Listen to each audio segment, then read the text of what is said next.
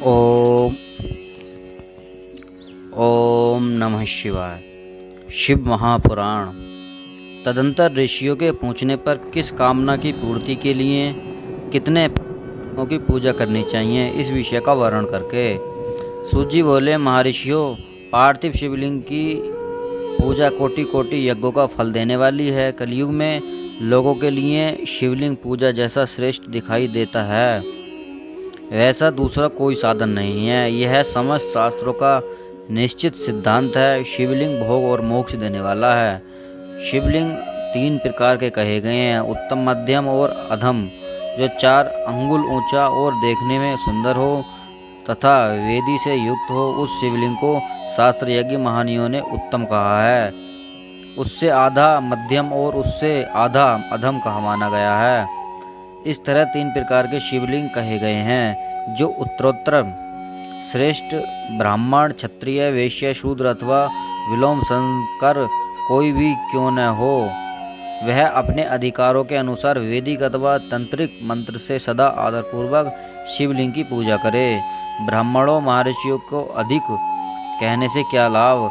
शिवलिंग का पूजन करने में स्त्रियों का तथा अन्य सब लोगों का भी अधिकार है।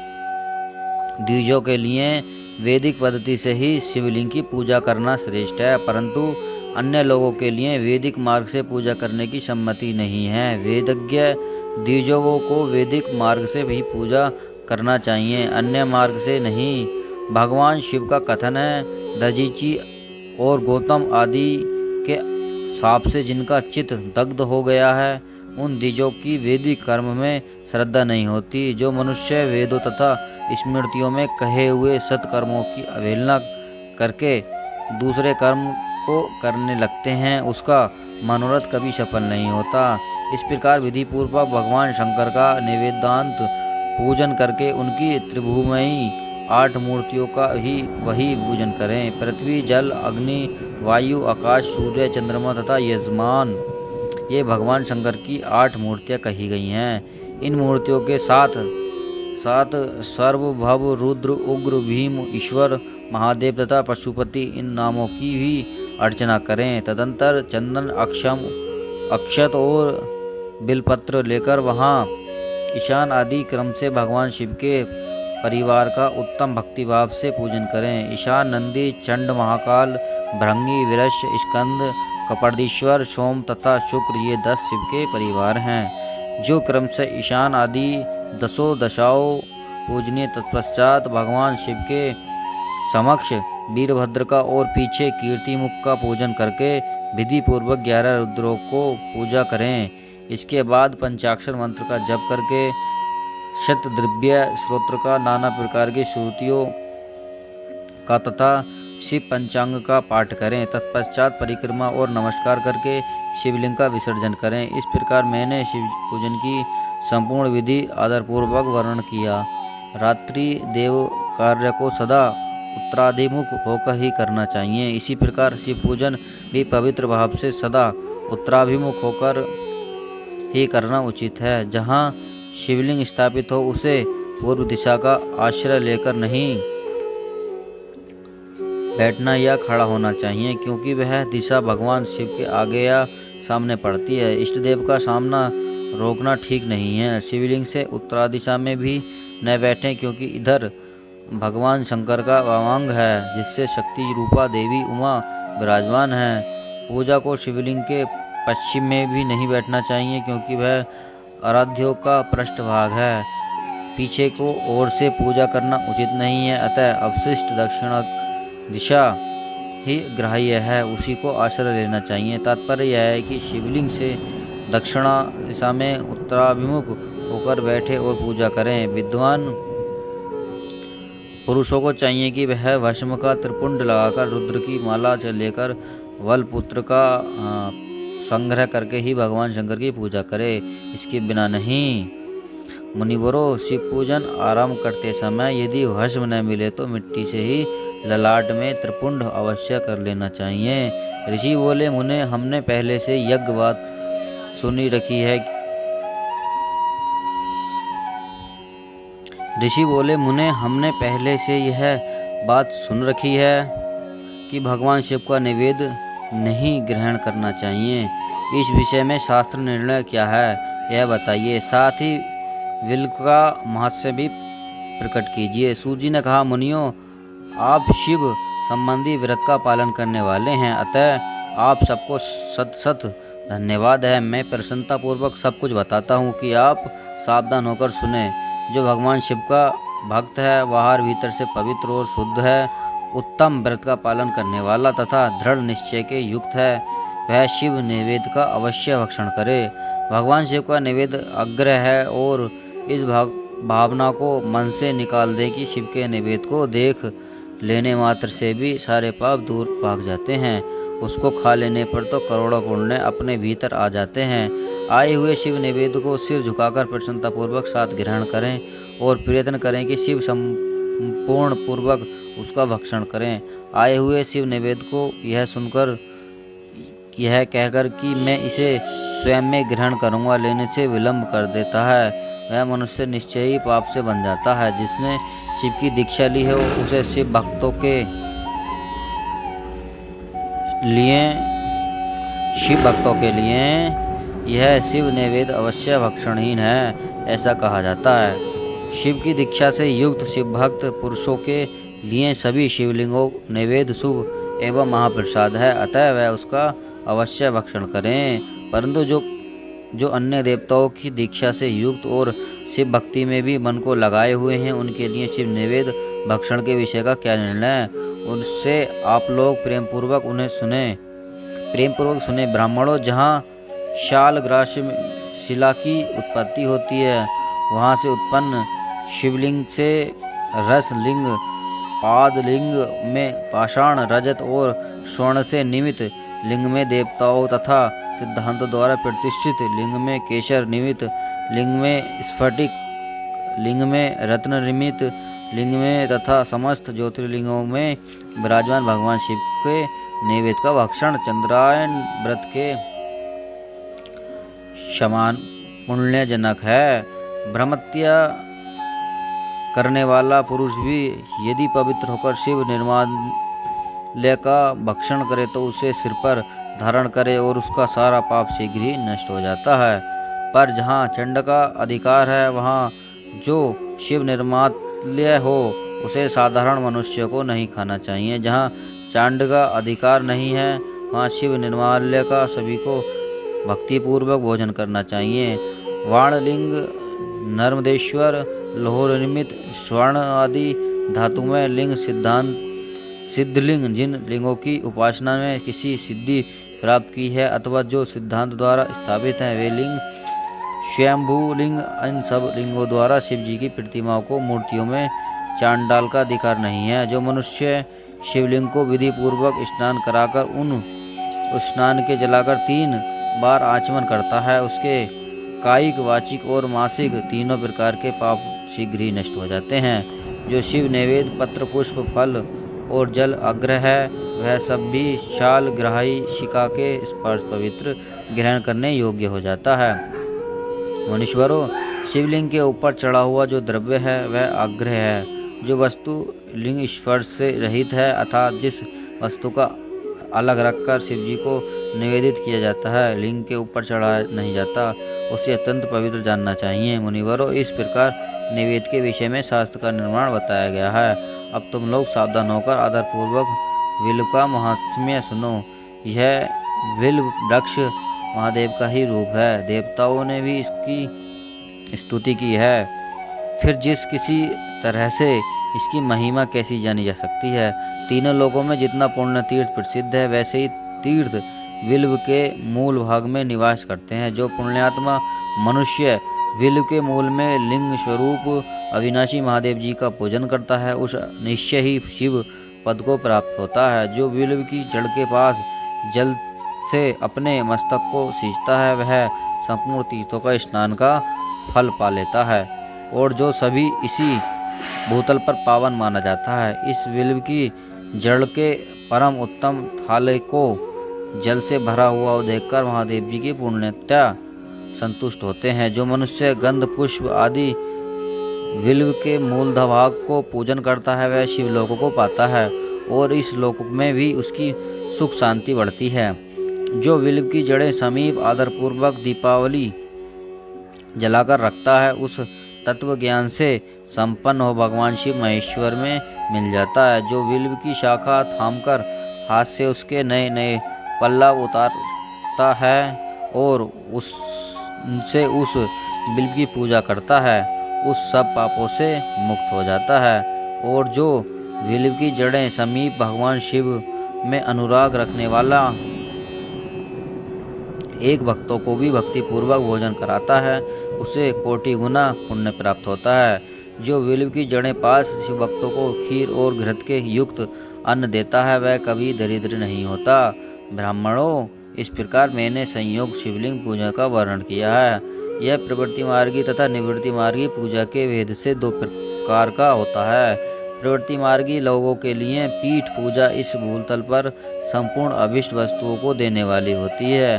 प्रवृत्ति पुरुष सुपात्र गुरु आदि के द्वारा ही सारी पूजा संपन्न करे और अभिषेक के अंत में अग्नहीन के चावल से बना हुआ नैवेद्य निवेदित करे। पूजा के अंत में शिवलिंग को शुद्ध संपुटक में विराजमान करके घर के भीतर कहीं अलग रख दे।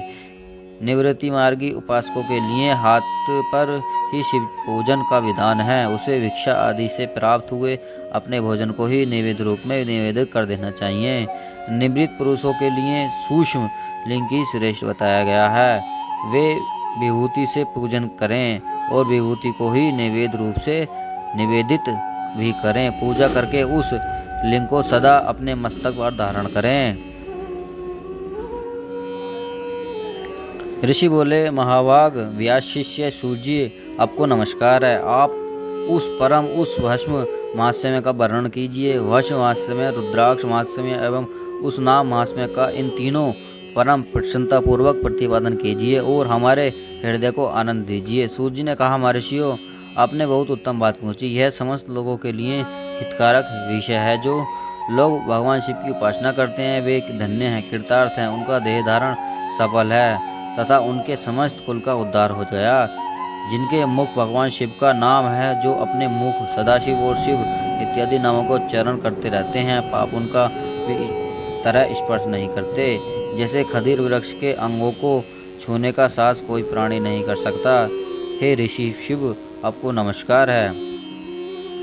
ऐसी बात जब मुंह से निकलती है तब वह मुख समस्त पापों का विनाश करने वाला पावन तीर्थ बन जाता है। जो मनुष्य प्रसन्नतापूर्वक उस मुख का दर्शन करता है, उसे निश्चय ही तीर्थ सेवनजनित फल प्राप्त होता है। ब्राह्मणों, शिव का नाम, विभूति, भस्म तथा रुद्राक्ष ये तीनों त्रिवेणी के समान परम पुण्य में माने गए हैं। जहाँ ये तीनों सुवतर वस्तुएं सर्वथा रहती हैं, उनके दर्शन मात्र से मनुष्य त्रिवेणी स्नान का फल पा लेता है। भगवान शिव का नाम गंगा है, विभूति यमुना है मानी गई है और रुद्राक्ष को सरस्वती कहा गया है।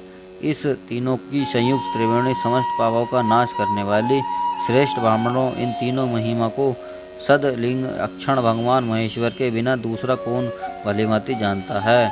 इस ब्रह्मांड में जो कुछ भी है वह सब तो केवल महेश्वर ही जानते हैं। विप्रण में अपनी श्रद्धा भक्ति के अनुसार संक्षेप में भगवान की महिमा का वर्णन करता हूँ, तुम लोग प्रेम पूर्वक सुनो।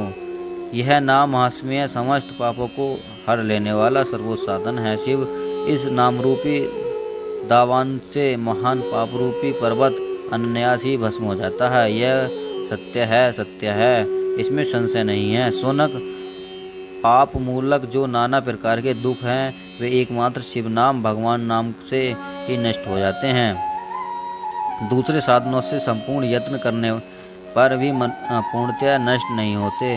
जो मनुष्य इस भूतल पर सदा भगवान शिव के नामों से जपते हैं लगा हुआ है, वह वेदों का ज्ञाता है और वह पुण्यात्मा है। वह धनवान का भी पात्र है, वह विद्वान माना गया है। मुने, जिसका शिव नाम जप में विश्वास है, उनके द्वारा आश्रित नाम प्रकार के धर्म तत्काल फल देने के लिए उत्कृष्ट हो जाते हैं। महर्षि, भगवान शिव के नाम से जितने पाप नष्ट होते हैं उतने पाप मनुष्य इस भूतल पर कर नहीं सकते। जो शिव नाम रूपी नौका पर आरूढ़ हो संसार रूपी समुद्र को पार कर लेते हैं, उनके जन्म मरण रूप संसार मूलभूत वे सारे पाप निश्चय ही नष्ट हो जाते हैं। महामुने, संसार मूलभूत पाप रूपी पारदर्शों का शिव नाम रूपी कुठार से निश्चय ही नाश हो जाता है। जो पाप रूपी दानवों से पंडित है उसे शिव नाम रूपी अमृत का पान करना चाहिए। पापों के दावान से द्वंद्व होने वाले लोगों को उस शिव नाम मृत के बिना शांति नहीं मिल सकती। जो शिव नाम रूपी सुधा की वृष्टि जनित धारा में गोते लगा रहे हैं वे संसार रूपी दावान के बीच खड़े होने की कदापि शोका के भागी नहीं होते। जिन महात्माओं के मन में शिव नाम के प्रति बड़ी भक्ति है वे लोगों की सहसा और सर्वथा मुक्ति होती है। मुनीश्वर, जिसने अनेक जन्मों तक तपस्या की है उसी को शिव नाम के प्रति भक्ति होती है जो समस्त पापों का नाश करने वाली है। जिसके मन भगवान शिव के नाम से प्रति कभी कंठित नहीं होने वाली आराधना भक्ति प्रकट हुई है उसकी के लिए मोक्ष सुलभ है। यह मेरा मत है। जो अनेक पाप करके भी भगवान शिव के नाम जप में आदरपूर्वक लग गया है वह समस्त पापों का मुक्त हो जाता है, इसमें संशय नहीं है। जैसे वन में दावान से दग्ध हुए वृक्ष भस्म हो जाते हैं उसी प्रकार शिव नाम रूपी दावान से दग्ध होकर उस समय के सारे पाप नष्ट हो जाते हैं। सोनक, जिसके अंग नित्य भस्म लगाने से पवित्र हो गए हैं तथा जो शिव नाम जप का आदर करने लगा है वह घोर संसार को भी पार कर ही लेता है। संपूर्ण वेदों का अवलोकन करने के पूर्ववर्ती महर्षियों ने यही निश्चय किया कि भगवान शिव के नाम जप संसार सागर को पार करने लिए सर्वोत्तम उपाय है। मुनीश्वरों, अधिक कहने से क्या लाभ। मैं शिव नाम से सर्व पाप हारी महात्म्य का एक ही श्लोक में वर्णन करता हूँ। भगवान शंकर के एक नाम से ही पावरणी जिनकी शक्ति है उतना पातक मनुष्य कभी कर ही नहीं सकता। मुने, पूर्व काल में महापापी राजा इंद्रधनु शिव नाम के प्रभाव से ही उत्तम सद्गति प्राप्त की थी। इसी तरह कोई ब्राह्मणी युवती भी सारे पाप कर चुकी थी, शिव नाम के प्रभाव से ही उत्तम गति को प्राप्त हुई। द्विजो, इस प्रकार मैंने तुमसे भगवान के उत्तम महात्म्य का वर्णन किया। अब मैं तुमको भस्म का महात्म्य सुनो जो समस्त पावन वस्तुओं को भी पावन करने वाला है। महर्षियों, भस्म संपूर्ण मंगल को देने वाला तथा उत्तम है। उसके दो भेद बताए गए हैं, उन भेदों में वर्णन करता है। सावधान होकर सुनो। एकाके भस्म जानना चाहिए, दूसरे को स्वपल्प भस्म महाभस्म के भी अनेक भेद हैं। वह 3 प्रकार का कहा गया है, स्रोत, स्मार्त और लौकिक। स्वकल्प भस्म के भी बहुत सारे भेदों का वर्णन किया गया है। स्रोत और स्पार्थ भस्मों को केवल द्विजों ही उपाय में अनेक योग्य कहा गया है। तीसरा और लौकिक भस्म है तथा अन्य सब लोगों के भी उपायों में आ सकता है। श्रेष्ठ महर्षियों ने यह बताया है कि द्विजों को वैदिक मंत्रों का उच्चारण पूर्वक भस्म धारण करना चाहिए। दूसरे लोगों के लिए बिना मंत्र के ही केवल धारण करने का विधान है। जले हुए गोबर से प्रकट होने वाला भस्म अग्नेय कहलाता है। महामुने, वह भी त्रिपुंड का द्रव्य है ऐसा कहा गया है। अग्निहोत्र उत्पन्न हुए भस्म का भी मनीषी पुरुषों द्वारा संग्रह किया जाना चाहिए। अन्य यज्ञों से प्रकट हुआ भस्म भी त्रिपुंड धारण के कामना से आ सकता है। जवालनोपनिषद में आए हुए अग्नि इत्यादि साध मंत्रों का जलामिश्रित भस्म में धुलन विधि अग्नों में मर्दन का यह लेपन करना चाहिए। महर्षि ज्वाले ने सभी वर्णों और आश्रमों के लिए मंत्र या बिना मंत्र के भी आदरपूर्वक भस्म त्रिपुंड लगाने की आवश्यकता बताई है। समस्त अंगों में सजल भस्म को मानना अथवा विभिन्न अंगों में तिरछा त्रिपुंड लगाना, इस कार्यों को मोक्षार्थी पुरुष प्रमाद से न छोड़े ऐसा श्रुति का आदेश है। भगवान शिव और विष्णु ने भी त्रियक त्रिपुंड धारण किया है। अन्य देवियों सहित भगवती उमा और लक्ष्मी देवी ने भी वाणी द्वारा इसके प्रशंसा की है। ब्राह्मणों, क्षत्रिय और वैश्य, शूद्रों, वर्णशंकरों तथा जाति भ्रष्ट पुरुषों ने भी उद्दलन त्रिपुंड के रूप में भस्म धारण किया है। इसके पश्चात भस्म धारण तथा त्रिपुंड की महिमा एवं विधि बतलाकर सूत जी ने फिर कहा, महर्षियों, इस प्रकार मैंने संक्षेप में त्रिपुंड का महात्म्य बताया। इस समस्त प्राणियों के लिए गोपनीय रहस्य है, अतः तुम्हें भी इसे गुप्त ही रखना चाहिए। मुनीश्वरों ने ललाट आदि सभी निर्दिष्ट स्थानों में जो भस्म 3 तिरछी रेखाएं बनाई जाती हैं उन्हीं को विद्वानों ने त्रिपुंड कहा। भवों के मध्य भाग से लेकर जहाँ तक भवों का अंत है वहाँ तक उतना ही त्रिपुंड ललाट में धारण करना चाहिए। मध्य और अनामिका अंगुली से 2 रेखाएं करके बीच में अनुष्ठा से प्रतिलोम भाव की गई रेखा त्रिपुंड कहलाती है, अथवा बीच की 3 अंगुलियों से भस्म लेकर यत्नपूर्वक भक्तिभाव से ललाट में त्रिपुंड धारण करें। त्रिपुंड अत्यंत उत्तम तथा भोग और मोक्ष को देने वाला है। त्रिपुंड की 3 रेखाओं में प्रत्येक के 9 देवता हैं और जो सभी अंगों में स्थित हैं। मैं उनका परिचय देता हूँ, सावधान होकर सुनो। मुनीश्वरों, प्रणव का मध्य अक्षर आकार, गर्य, अग्नि, पृथ्वी, धर्म, रजोगुण, ऋग्वेद, क्रियाशील, प्रातः, श्रवण तथा महादेव ये त्रिपुंड की प्रथम रेखा के 9 देवता हैं। यह बात शिव दीक्षा परायण पुरुषों की अच्छी तरह समझ लेनी चाहिए। प्रणव का दूसरा अक्षर उकार, दक्षिणानी आकाश, सत्वगुण, यजुर्वेद, मध्याग्नि, सत्व, इच्छा शक्ति, अंतरात्मा तथा महेश्वर ये दूसरी रेखाओं के 9 देवता हैं। प्रणव का तीसरा अक्षर मकार, आहावहीन, अग्नि, परमात्मा, तमोगुण, धूलोक, ज्ञान शक्ति और सामवेद, तृतीय वन तथा शिव ये तीसरी रेखाएं 9 देवता हैं। इस प्रकार स्थान देवताओं को उत्तम भक्तिभाव से नित्य नमस्कार करके स्नान आदि से शुद्ध वह पुरुष यदि त्रिपुंड धारण करे तो भोग और मोक्ष को भी प्राप्त कर लेता है। मुनीश्वरों, यह संपूर्ण अंगोष्ठ में स्थान देवता बताए गए हैं। अब उनके संबंधी स्थान बताता हूँ, भक्ति पूर्वक सुनो। 32, 16, 8 अथवा 5 स्थानों में त्रिपुंड का न्यास करें। मस्तक, ललाट, दोनों कान, दोनों नेत्र, दोनों नासिका, मुख, कंठ, दोनों हाथों, दोनों कोहनी और कलाई, हृदय और दोनों वाक्स्पर्श भाग, नाभि, दोनों अंडकोश, दोनों उरु, दोनों गुल्फ, दोनों घुटने और दोनों पिंडली आदि दोनों पैर में भी 32 उत्तम स्थान हैं। इनमें क्रमशः अग्नि, जल, वायु, 10 द्विवेश, 10 दिव्य पाल तथा 8 वस्तुओं का निवास है। धर, ध्रुव, सोम, आप, अनिल, अनल, प्रत्युष और प्रभास ये 8 वस्तु कहे गए हैं। इन सबका नाम पात्र लेकर इनके स्थानों में विद्वान पुरुष त्रिपुंड धारण करें अथवा एकाग्रचित होकर 16 स्थानों के त्रिपुंड धारण करें। मस्तक, ललाट, कंठ, दोनों कंधों, दोनों भुजाओं, दोनों कोहिनी अथवा दोनों कलाइयों पर, हृदय, नाभियों में, दोनों पसलियों में, हृदय में, नाभि में, दोनों पसलियों में तथा पृष्ठ भाग में त्रिपुंड लगाकर वहाँ दोनों अभिनीश कुमारों का, शिव, शक्ति, रुद्र, ईश तथा नारद का भी और वामा आदि 9 शक्तियों का भी पूजन करें। ये सब मिलकर 16 हृदय 16 देवता हैं और अश्विनी कुमार 2 कहे गए हैं। नास्य और दस्त्र अथवा मस्तक, केश, दोनों कान, मुख, दोनों भुजा, हृदय, नाभि, दोनों उरु, दोनों जानू, दोनों पैर और पृष्ठभाग, इन 16 स्थानों में 16 त्रिपुंड का न्यास करें।